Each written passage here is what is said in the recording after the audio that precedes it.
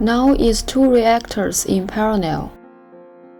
The excitation transformer connects to here. The base. This is the low voltage side. Here this is the high voltage side.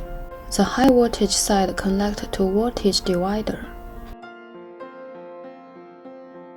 This is 3 in series and 2 groups in parallel.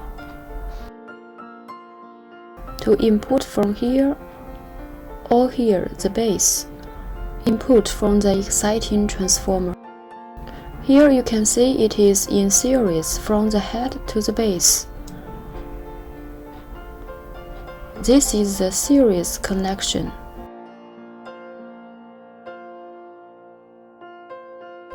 And here it is head to head.